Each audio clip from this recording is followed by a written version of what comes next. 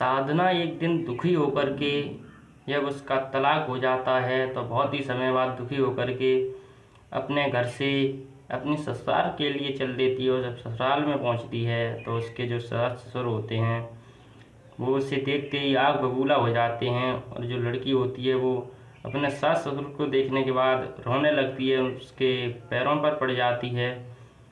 फिर भी जो उसके सास और ससुर होते हैं उनको दया नहीं आती है और उसे गालियां देने लगते हैं, उससे गलत बोलने लगते हैं। और गलत बोलने के बाद उसे वहाँ से भगा देते हैं, जिसके बाद जो साधना होती है बहुत दुखी हो जाती है। जो वो लड़की दुखी हो जाती है तो दुखी होने के बाद पास में एक नदी होती है, वहाँ अपनी आत्महत्या करने के लिए पहुँच जाती है और वो उस नदी में डूबने की कोशिश करने लगती है। साथियों, आगे कहानी में क्या होता है बने रहे हमारे साथ और कहानी को देखते रहें। एक किसान की 4 बेटियां होती हैं और एक लड़का होता है। जो कि किसान होता है वो बहुत ही गरीब होता है और वो मेहनत मजदूरी करने के बाद अपने बच्चों को पढ़ा लिखा लेता है। और जब पढ़ाई करा लेता है उसके बाद जो उसकी लड़कियां हैं वो जवान हो जाती हैं, शादी के लायक हो जाती हैं। जिसके बाद किसान सोचने लगता है कि अब इनकी शादी की जाए, क्योंकि घर में जो जवान लड़की होती हैं वो ठीक नहीं रहती हैं, शोभा नहीं देती हैं, शादी कर देनी चाहिए। तो वो सोचने लगता है शादी के बारे में और धीरे धीरे वो मेहनत करने के बाद सबसे बड़ी लड़की की शादी कर देता है। जब वो उस लड़की की शादी कर देता है तो थोड़े दिन बाद जो उसकी 2 लड़कियां हैं उनकी भी शादी कर देता है। जिसके बाद एक लड़की बचती है जिसका नाम साधना होता है। और साधना, उसका भाग्य कुछ ऐसा होता है कि वो एक अच्छे परिवार में पहुंच जाती है। लड़का पढ़ा लिखा होता है जिसके साथ में उस साधना की उसके पिता शादी कर देते हैं। और जब उसकी शादी हो जाती है और साधना अपने घर पहुंच जाती है, जिसके बाद जो उसका पति होता है पढ़ा लिखा होता है, थोड़ी दिन बाद उसकी जॉब लग जाती है।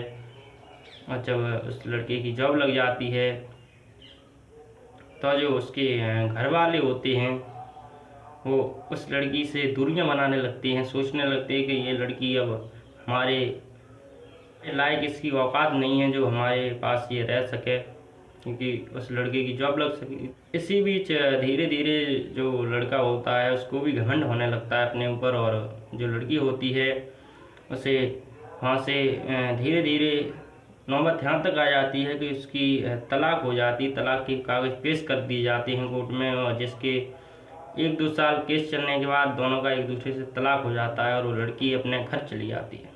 और जब वो लड़की अपने घर चली जाती है तो इधर जो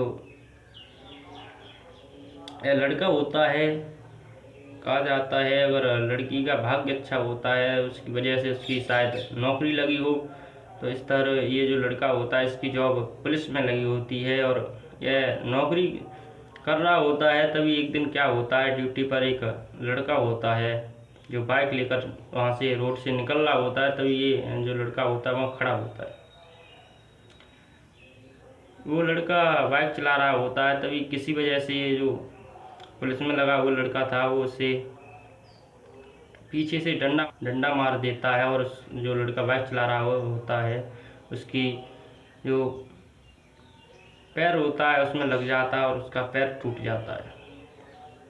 जब उस लड़की का पैर टूट जाता है तो वो कंप्लेंट कर देता है। कंप्लेंट होने के बाद जो लड़का पुलिस में लगा हुआ था इसकी जो जॉब है वो निरस्त कर दिया जाता है, यानी इसे निलंबित कर दिया जाता है हमेशा के लिए। यानी इसकी जो जॉब होती है वो छूट जाती है और थोड़े दिन बाद ये लड़का अपने घर चला आता है।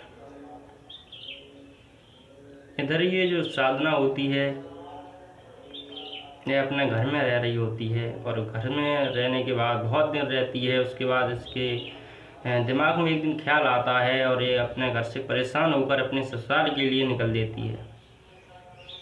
जब ये ससुराल पहुंच जाती है तो घर पहुंचने के बाद क्या देखती है, इसके जो सास ससुर होते हैं वो बैठे होते हैं, आपस में बात कर रहे होते हैं। तभी जो ये साधना होती है वो उन्हें देखने के बाद रोने लगती है और उनके पैरों पर जाकर पड़ जाती है। जो इसके सास ससुर होते हैं बहुत ही गलत स्वभाव के होते, गिरे हुए विचारों के होते, वो इसकी एक भी नहीं सुनते हैं। और उस समय पर इसका जो पति होता है साधना का, वो नहीं होता है। और जो इसके सास ससुर होते हैं साधना को वहाँ से धमकाने के बाद वहाँ से भगा देते हैं, और साधना बहुत दुखी हो जाती है। जो साधना बहुत दुखी हो जाती है, दुखी होकर के वहाँ से निकल देती है। पास में एक नदी होती है, वहाँ पहुँच जाती है डूबने के लिए।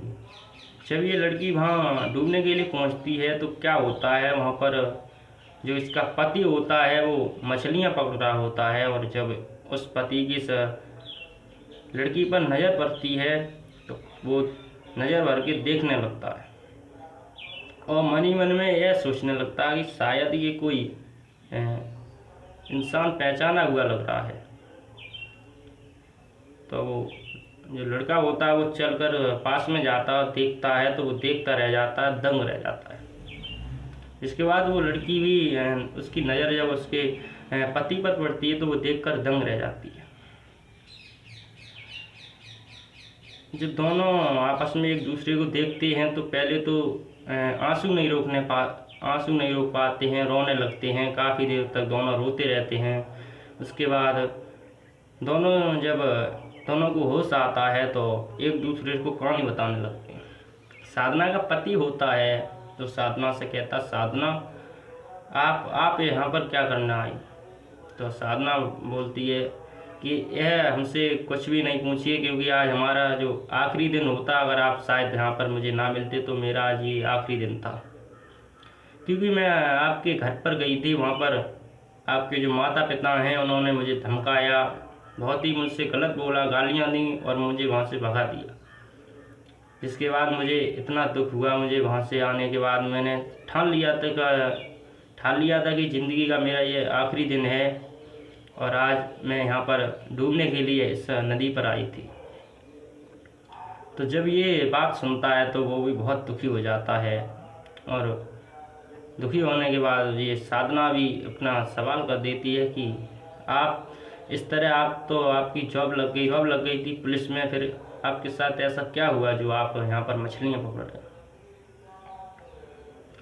तो वो कहता है, साधना क्या बताऊँ, शायद आपका ही भाग्य था जिसकी वजह से हमारी जॉब लगी थी, और आपके जाने के बाद कुछ ही समय बाद हमारी जॉब छूट गई और हम इस तरह वहाँ से चले आए, और मुझे आज ये काम करना पड़ रहा है, जिसके बाद बहुत गलत तरीक़ा से हमारी ज़िंदगी आगे की गुजर रही है। दोनों आपस में इसी तरह बातें करते रहते हैं, और जो इसका पति होता है वो घर पर ले जाता है। घर पर ले जाने के बाद फिर से इसके जो माता पिता हैं उनसे पूछता है कि आपने इसे घर से इस तरह गालियाँ क्यों दी और क्यों भगा दिया? तो जो इसके माता पिता हैं वो कहते हैं कि पहले तो इस लड़की की मुझे कोई भी बात अच्छी नहीं लगती, क्योंकि जिस दिन से ये यहाँ से गई है और तुम्हारी जॉब छूट गई है, लड़की ने कुछ भी ऐसा गलत किया है जिसके बाद हमारे साथ ये हुआ। तो जो इसका पति होता है वो समझाता है, शायद ही इस लड़की की वजह से हमारी जॉब लगी थी और इससे जाने के बाद हमारी जॉब भी छूट गई, और आपने फिर से यहाँ से भगाने की कोशिश की, लेकिन मैं अब इससे घर नहीं जाने दूँगा। जैसे भी मैं रहेंगे इसके साथ रहेंगे, और जो भी कहेगी वो करेंगे, और इसे अपने साथ रखेंगे। ये साधना होती है, इसे अपने साथ रखने लगता है, और जिस तरह ये लोग पहले रहते थे उसी तरह रहने लगते हैं। और जो लड़का होता है, साधना इससे मना कर देती है, वहाँ जो ये मछलियाँ पकड़ रहा होता है, मछलियाँ पकड़ना मना कर देती है, और फिर से इसे समझाती है कि आप तैयारी करिए, कोई भर्ती निकलेगी उसमें आप फॉर्म डालिए और आपकी जॉब लग सकती है। तभी होता है कुछ दिन बाद, थोड़े दिन बाद रेलवे में वैकेंसी निकलती है, और उसमें ये जो इसका पति होता है वो फॉर्म डाल देता है। जब फॉर्म डाल देता है तो थोड़े दिन बाद उसकी परीक्षा होती है, और परीक्षा देने जाता है, और जब परीक्षा देता है उसके बाद उसका रिजल्ट आता है, और रिजल्ट में वो उसका नाम आ जाता है, वो पास हो जाता है। पास होने के बाद थोड़ी दिन बाद इसकी फिर से रेलवे में जॉब लग जाती है। और जब इस लड़के की जॉब लग जाती है तो घर में फिर से वो खुशियाँ जो चली गई थी वो वापस आ जाती हैं। जिसके बाद जो इस लड़के के माता पिता हैं वो लड़की को बहुत ही धन्यवाद बोलते हैं और उसे ठीक से रखने लगते हैं और कहते हैं, बेटी आपकी वजह से हमारे जो ये लड़का है इसकी जॉब पहले लगी थी और फिर से आप आज घर में आ गई तो फिर से हमारा लड़का है वो जॉब में लग चुका है और आपकी ही देन है, आपके बिना इस घर में कुछ भी नहीं है। तो जो इस घर में जो खुशियाँ वो चली गई थी वो फिर से वापस आ जाती हैं और पहले ये लोग जिस तरह से जी रहे थे फिर से रहने लगते हैं। धीरे धीरे दोनों के घर में एक लड़का भी आ जाता है, जिसके बाद घर में खुशियाँ और बढ़ जाती हैं।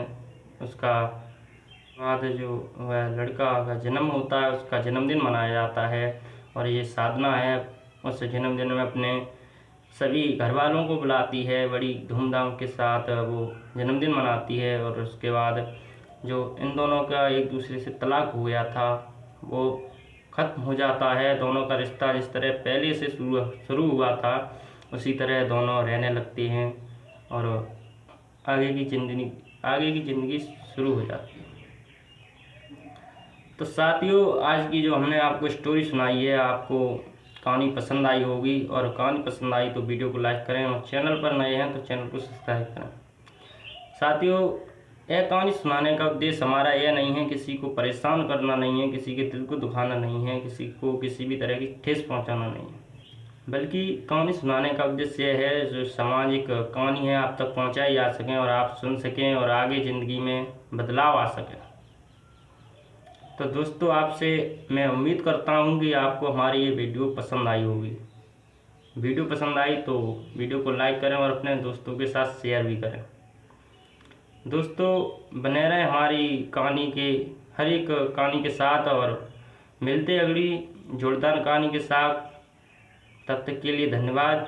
जय हिंद, जय भारत।